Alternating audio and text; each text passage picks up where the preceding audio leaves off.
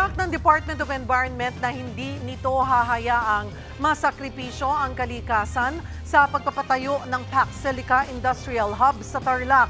Ayon sa ahensya, sa laki daw ng investment na papasok dito, kumpiyansa silang susunod ang PAC Silica sa pagkakaroon ng Environmental Compliance Certificate. Sabi pa ng DENR, walang naninirahang komunidad na maaapektuhan sa bahagi ng New Clark City kung planong itayo ang industrial hub. Ang PAC Silica ay inisyatibo ng Amerika na layong gumawa ng supply chain para sa AI, semiconductor at mahahalagang mineral.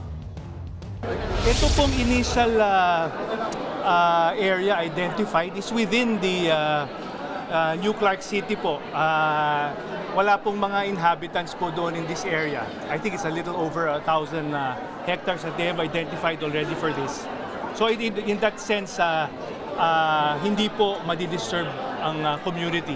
Definitely, we look forward to a big project like this that will provide jobs and help the economy. But we will definitely not sacrifice the environment.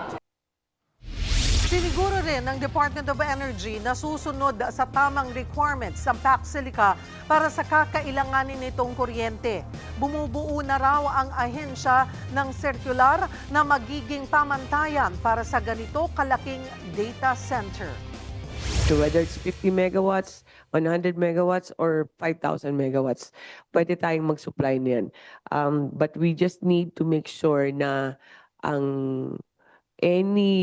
anything we do to power a data center or hub will not put the rest of the country at a disadvantage para may protection ang mga consumers natin dito.